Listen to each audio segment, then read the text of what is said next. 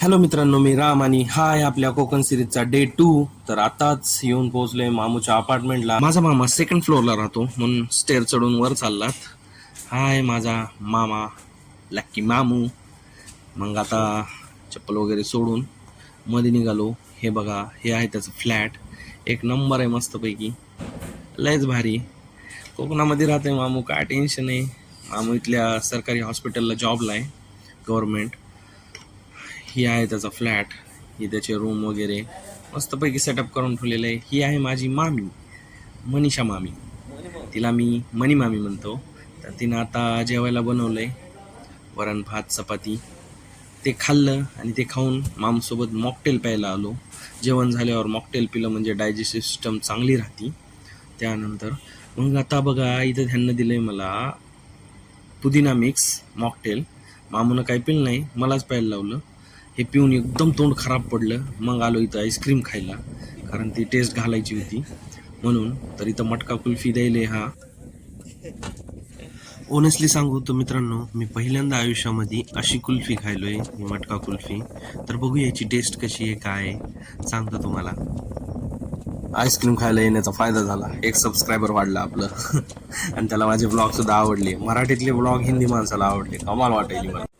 तर आईस्क्रीम खाऊन आता फ्लॅटला आलात वापस आणि रेडी झालात निघायला काशीद बीचला. तर बघूया कसा आहे हा सफर. तर मी यायच्या आधीच मामूनं माझ्यासाठी बाईकची सोय करून ठेवलेली होती. ही बघा कसली भारी बाईक आहे. तर मला ही बाईक खूप आवडली. तर आता आम्ही निघालोय बीचला. तुम्ही पण ह्या प्रवासाचा आनंद घ्या आणि हे सगळं पर्यावरण, पर्यटन आणि हे सगळे नयनरम्य दृश्य बघून घ्या.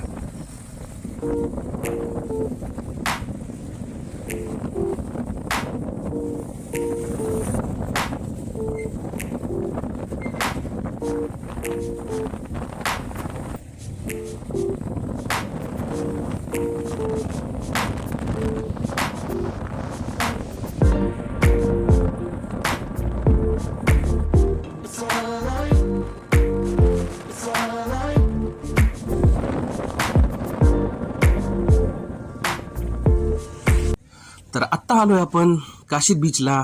हा बीच कोकणातला महत्त्वाचा असा एक बीच आहे. अलिबागमधला तर आहेच आहे, तर पूर्ण कोकण पर्यटनामधलं सगळ्यात महत्त्वाचा बीच आहे. आणि इथं पांढरी वाळू, निळं पाणी आणि शांतता. सगळ्यात महत्त्वाचं म्हणजे इथं शांतता खूप आहे. त्यामुळे ह्या बीचला खूप जण प्रेफर करतात आणि इथल्या पीस ऑफ माइंडसाठी इथं जास्त लोक येतात.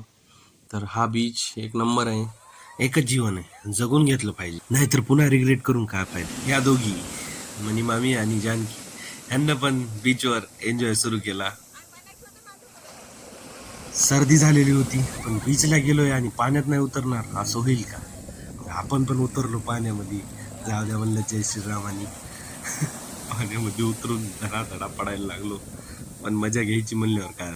हळूहळू बीचवर गर्दी व्हायला लागली होती. संध्याकाळच्या वेळेला जरा जास्त बीचला गर्दी असते. ह्या निळा शार समुद्र, सोबतीला मखमली किनारा, प्रवासाच्या वाटेवर दरवळतो आनंदाचा हा फवारा. लाटांच्या गाण्याने हरवून जाते देहभान, ह्या सागरी किनारी स्वतःला होती स्वतःचीच जाण.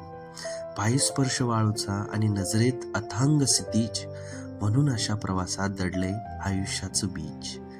किनारा खुणावतोय, लाटा साद घालत आहेत, मंद हवेचे झोत मनाला सुखद आनंद देत आहेत.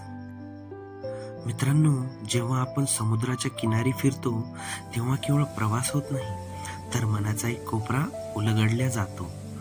लाटांचा स्पर्श आणि वाळूवर उमलणारी पावले आपल्याला शिकवतात की ध्येयापेक्षाही प्रवासाचा आनंद किती महत्वाचा असतो.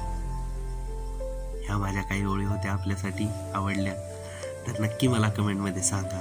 आणि खरंच मित्रांनो, इथल्या ज्या गोष्टींचा अनुभव घेतोय त्यावरून एक गोष्ट समजते की खरंच कोकणची माणसं खूप साधी भोळी आणि खूप चांगली असते. हा माझा लक्की मामू आणि ही मनी मामी, या दोघांचं लवकरच लग्न आहे. लव्ह बर्ड्स येते, मजा येणार यांच्या लग्नात.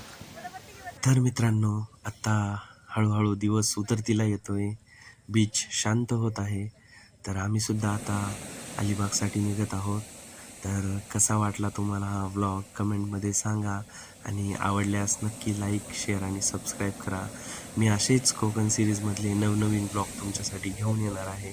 तर त्यासाठी प्लीज माझं चॅनल सबस्क्राईब करा आणि मला सपोर्ट करा. थँक्यू. शुभरात्री.